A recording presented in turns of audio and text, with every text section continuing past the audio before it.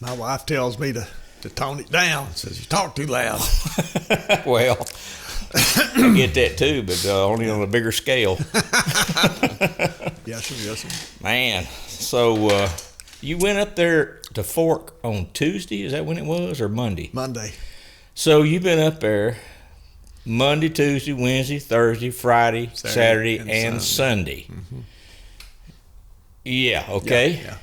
That's why you're walking so slow in the door. That's why I'm walking slow. You're right. My goodness. And that's why why I'm waking up at 3 o'clock in the morning. You get up at 3 o'clock in the morning for a week, and you continue to do it. Wow. So. Well, it was a heck of a tournament. I was looking at some of the results on there, and man. The only thing, the small fish were just unbelievable. The big fish, though, were real disappointing. Oh, really? Yeah, I mean, an 8-8. The guy that won it was from Grand Salines. Okay, but they don't have results up because you can't click on it. Haven't posted them yet. See, an 880 won it. An 880 won it. Okay. An 880. Okay, it did pop up there. 880. Danny, I don't know how you pronounce it. Delude. Delude, yeah. Of Grand Saline. Mm-hmm. I'm glad to say a lot of locals did well. So does it have the results in here? There's a few of them. A few of them. They don't. Okay, I guess it takes a while to put all that up there. Yeah. I guess 5 8-pound fish. Wow. And that's pathetic for Lake Fork. This time of year. Oh yeah. Danny weighed his fish the second hour of the first day, and they was talking about how he was all puckered up for the whole time. Yeah. He wasn't either. He knows Lake Fork. He didn't expect to win, so he wasn't puckered up. I say that. Maybe he was, but... well, you're going to have some kind of pucker, but, you're just hoping that it... To expect an 8-pound you really fish, figure it probably ain't going to work out. But to last for 3 days. Wow. That's hard to believe. So how did now... Before, I guess we go ahead and talk about this tournament and go back to your regular tournament. But this tournament, which was started Friday, Saturday, and Sunday. Right. And you pre-fished for that, I guess. I pre-fished for everything all week. Yeah. And so what was your strategy for this tournament here? And then we'll talk about the other one, I guess. The fish were shallow is what everybody in the club caught all their fish shallow. And I caught the fish that I caught Thursday, caught shallow too.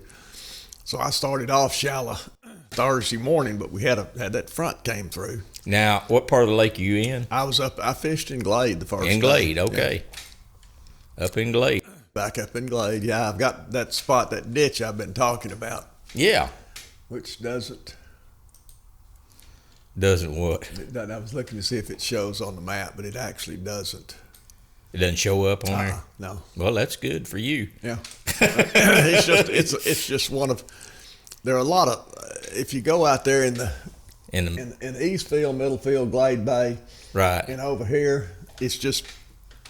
Yeah. It rolls from from one side to the other. Deep of 6 feet up to 3 feet. Just all out through there. And this is just one section that goes down to 4 and 5 feet that for some reason holds fish.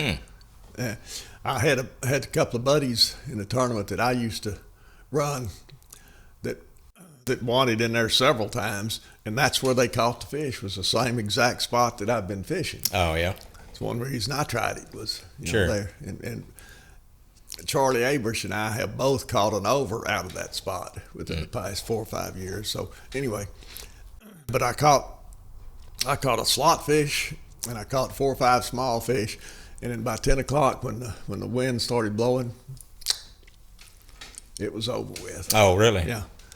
So I went chasing around, hit some other places, and never caught another fish. Tuesday, that one thing I noticed about that is the other times when I'd been fishing there were lots of shad. Yeah. Thursday there were no shad. So I decided I'd do something different. So I went to a pond. Is it still in Glade Bay, or No, it's back down towards. It's still in Caney Creek side, but went on on the south side down there. Yeah. Anyway, went to that pond, and I just actually went out there Thursday morning to just see if there were any shad. Well, there were just balls of shad everywhere. I mean, oh, it was really? just solid. So I thought, this looks like this might be pretty good. So I pulled up in there and put spot lock on. And just back closer to the dam, back to down. the 154 bridge, then. Uh-huh. And you put spot lock on it. Yeah, what I put spot lock on and just sat there. I got there at 5 o'clock. You can start fishing at 6. Got all my goodies up together and started fishing. At 6:30, I caught my first fish, and I was kind of excited when I got him in because it was a chunk. Oh, yeah. But it was 16 and a half inches long. Okay. A little bit over. Yeah. So I turned her loose and kept chunking and did not get another bite the rest of the day. Oh, no. And I only stayed there till about 8 o'clock, and I moved. I went back into Glade, did not get a bite in there. So I went out to some deep water spots, and there's like I say, there's shad everywhere. Mm-hmm. But accomplished absolutely nothing for the rest of the day. Saturday, Sunday, went back to the same place.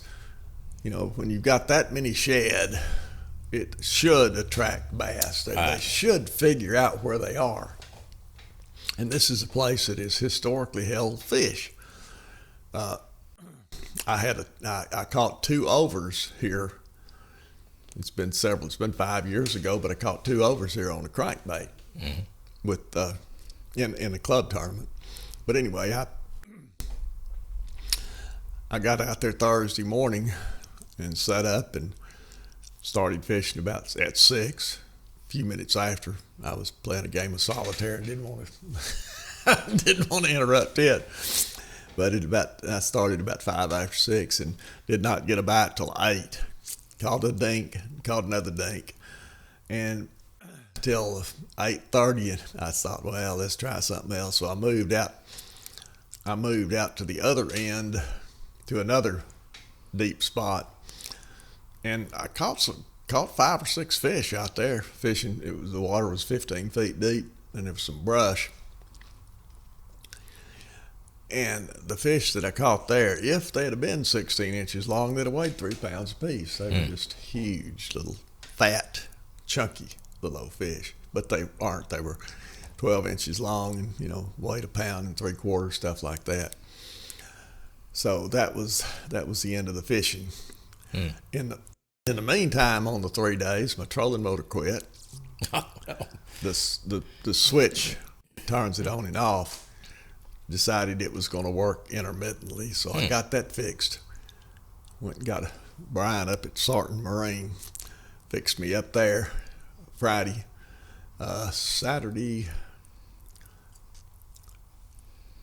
Friday afternoon when I took the boat in, plugged the battery charger in, I noticed I had a check connection light on. So I got in there and one of the fuse holders had burned up. So I just cut it out and, ran straight, took the fuse out of that circuit, and that fixed that. Sunday,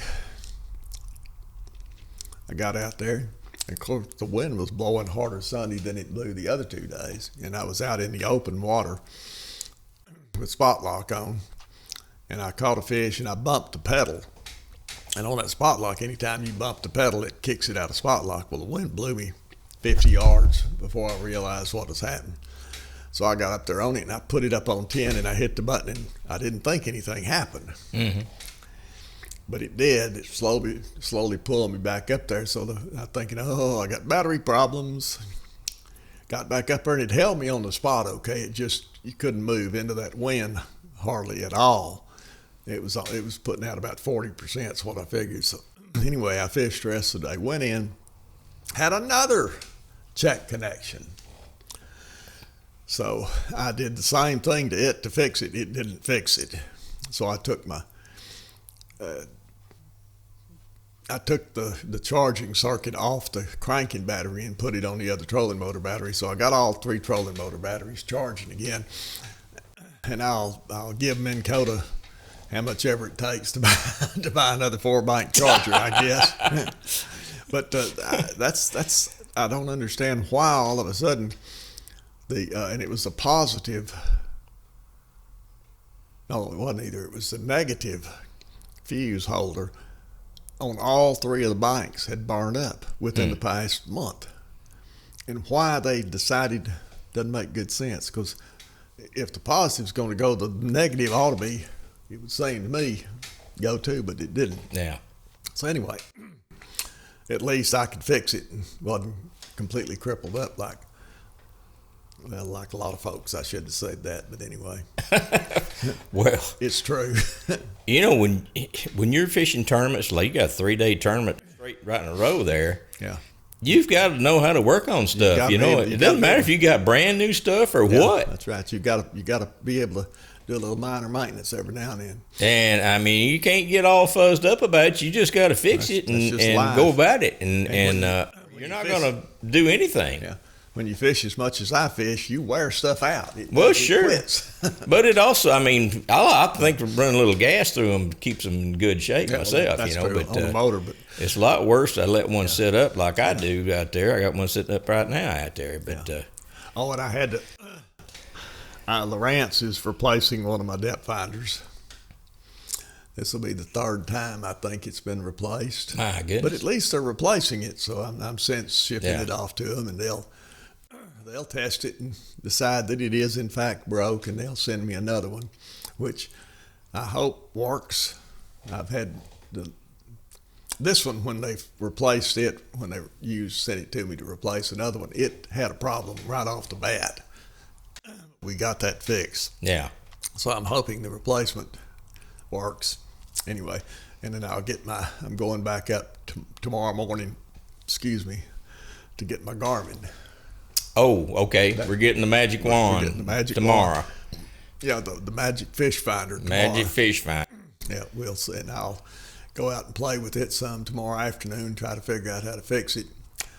And Charlie thinks he's recovered enough from his doubled knee replacement that he wants to try fishing. So he's going to go fishing with me Thursday. We'll see if he can see how he can. Has he not been fishing at all lately? He hadn't been in the boat now in 6 weeks. Charlie Abers? Yeah, Charlie Abers. So we'll go out Wednesday and do a little pre-fishing and try to find some fish. And my partner for this week is John Barish. Well, I was wondering if I was going to ask you that or not. I got that out.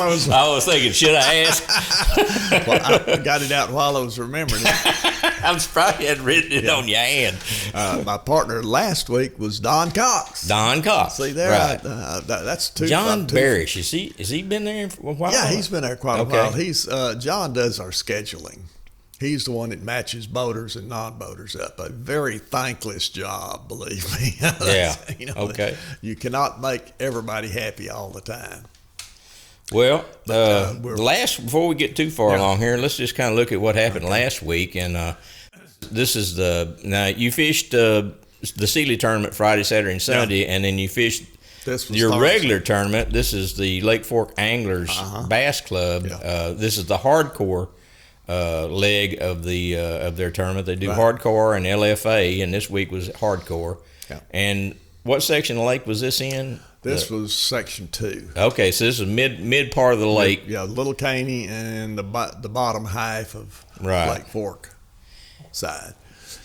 First and second, first place on the boater side, and I think first place on the co-angler side were in the same boat. You see, they had 21 and 20. They had a hell of a day. I wish I knew where and what Tim got over. I think Rick Wright was his partner. Well, that sucker's, I tell you what, he's been doing pretty good lately. Yeah, you see his name up there pretty high often, and he's done well. Yeah. Do you know who his partner was by any chance? I think it was Rick Wright. Rick Wright, maybe? Yeah. Wow, he had 12. They both had 12 fish apiece. Yeah. 24 fish. So they just did 20. Yeah. How much does that say? 21 pounds, almost 22 pounds of fish. Yeah. They had a pretty good day. Yeah. They really did. And of course, he had a 4-pound lunker, and Randy Bunch had a 6-pound, which helped him out immensely. But I had a decent stringer, but I didn't have a kicker. That's been my issue lately, is I can't seem to find a kicker. Yeah. because I guarantee you, if I'd have had something that weighed 6 pounds, I'd have been up to 13 pounds because the one I culled wouldn't have dropped the total very much. Yeah. So anyway, that's why they call it fishing instead of catching. So next week, we're doing LFA next week, and so what do you plan? Where you plan on going next week? Someplace other than where I fished last week. Other than last week. Yeah. Okay. So I have given some strong consideration to trying Mustang. In Mustang? Yeah, go to Mustang and just fish in the back of it. Backside of that? Yeah. Go back there and go around it. Right there on that point, about halfway back. Right in there? Right in there, especially on the left-hand side of it. Yeah. Of course, back when there was hydrilla, that used to be an excellent place to fish. Used to catch a lot of fish in there. Yeah. So it's probably going to be raining. That's what I think the forecast calls for. Well, let's just pull her up. Raining and kind of windy. A little partly cloudy on Thursday, and then you got rain up to it. Yeah. So well, I thought it 20%. That's what it was. 20%, yeah. And this, I'm having a hard time getting used to this 58-degree morning stuff. And Thursday's 58. Have we got another front coming through? Looks like it. Yeah. 63 on Tuesday and Wednesday, and it knocks it down to 58. So what's your water temperature this past weekend? Still 81, 82. Okay. Water's still plenty warm. There's not a problem with still the water fairly clear. I mean, it's water looks good. They're not letting very much water out of the dam at all, so that's Lake's 18 minimal. inches, 2 foot low. 2 foot low. They're not letting anything out other than what they're contractually obligated to let out.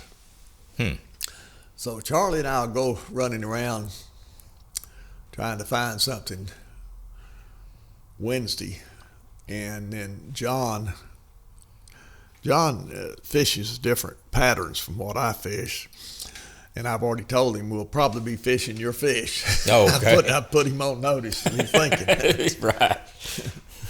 And we'll see. I caught, when I was pre-fishing for last Thursdays, I went down to the dam down at the mouth of Cheney Branch, and I caught a real nice slot fish out of 30 feet of water. But I sat there another 2 hours and didn't get another bite. So it's amazing. That's the sort of thing that I'm really looking forward to this new depth finder. Right. Yeah. Where I'll be able should be able to tell, because my regular depth finders show all sorts of stuff down there. Do you know how many club members are using that? One or two. One or two. There's a couple of them. Do they place pretty high in there? They usually don't. Usually don't. So they're fishing shallow though, and it's usually shallow. Okay. But I fish deep a lot. That's the reason I'm looking forward to it. And plus, I'm looking forward to it. After the Berkeley tournament, we've historically started crappie fishing. And this is supposed to be a crappie killer. Well, and that's coming up here. We got let's pull that up here. Well, you got the last thing in September is I think you had something that's JC Outdoor Solo Championship, which you can't right. be a part of that anyway. Yeah. And then in October, there's a couple of tournaments in there, but the big one is the Bass Champs, which is where is that sucker at? 18th, I think. There was one on the 11th. Billy Dyson. You got the Billy Dyson's Red Skeeter Memorial Open, and then there's another one. There's one on the 10th that I just posted. Oh, really? Back up to the 10th. The Jake Wilson Memorial Open. See it there on the 10th, right? Right there. One. Okay. Yeah, the Jake Wilson Memorial Open. Yeah. And then I don't know who Jake was, but. Yeah, and then you got the Bass Champs, Big Bass, Berkeley, whatchamacallit, and then that's kind of it for the year, isn't it? That pretty well folds it up. There's not very much. The rest of the year kind of slacks off from there. Yeah. So anyway, I was going to mention, our friend Chuck Roy, he's been sending me this paper. Yeah. Do you ever read this paper? It's really good paper. Yeah. I mean. And you turned down a job writing for him. Well, you did too. I did too. Well, I wasn't good enough to write it. I'm not either. And I sent proof of it a few times too. And but yeah, I mean it's a very good newspaper, and I'm really impressed by it. And Chuck, him and his wife, I think she writes in here as well. And it, like this has about Ray Price, which it's interesting. Ray Price was from this area here, and I actually knew his brother-in-law. I worked with his brother-in-law at Eastman. Was he from Carthage? He was from I forget where it was. It was he lived in Paris. I mean, not Paris, but up around Lake of the Pines up there. I forget where exactly it was. Winsboro, and it's stuff like that. And there was one article in here that was about Tecumseh, the curse of Tecumseh, which I thought was this guy Tex Midkiff. He's one of the writers there, and it's just very interesting some of the things that he wrote in there. But I thought I'd mention that. And the Community Chronicle is published out of Yanis, Texas. Yanis, Texas. I don't know if they have an online version or not. I don't know. I would think they probably do. It's won a lot. They've won a lot of awards. Well, there's some good reasons for that, because it's an excellent deal. I mean, I can't say enough about it. It's just it's so well written, and to have it a local paper, and I mean the papers you get nowadays, they're from Timbuktu. I mean, it has more news than it has nuisance. Oh yeah, I mean, and the rest of it is just garbage for the other papers, as far as I'm concerned.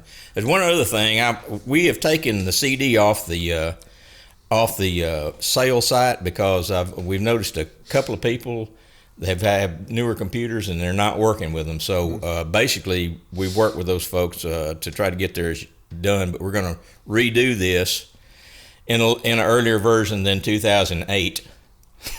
A later version. You're right. Or a later version.